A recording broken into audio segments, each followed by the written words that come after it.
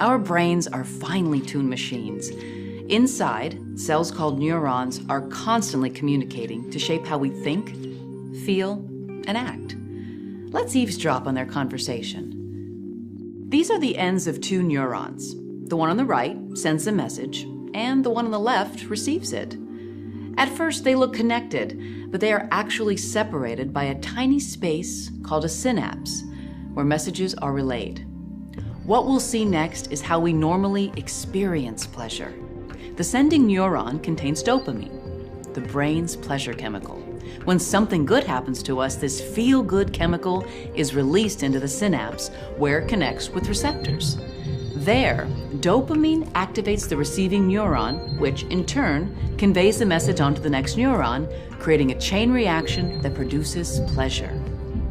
After the message is sent, dopamine is recycled by transporters to be reused. This conversation repeating itself again and again gives us the feeling of pleasure. How does meth change our brain? When we use meth, it enters the bloodstream and travels to the reward center of the brain where it invades the sending neuron. Meth causes dopamine to unnaturally leak into the neuron, then spill into the synapse. Making matters worse, meth blocks the transporters, which recycle dopamine back into the sending neuron. This keeps levels abnormally high, overstimulating our brains. We feel a powerful wave of pleasure. The rush can last 8 to 12 hours from just one dose.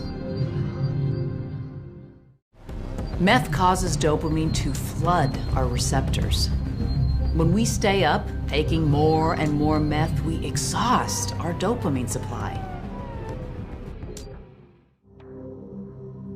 When the regular dose doesn't give us the same rush, we take more. But now when meth reaches the brain, it finds a lot less dopamine. Plus, meth has destroyed transporters. And on the receiving neuron, all that overstimulation we loved has caused receptors to withdraw. So it's just harder to get high. No matter how much meth we use, we can never recapture that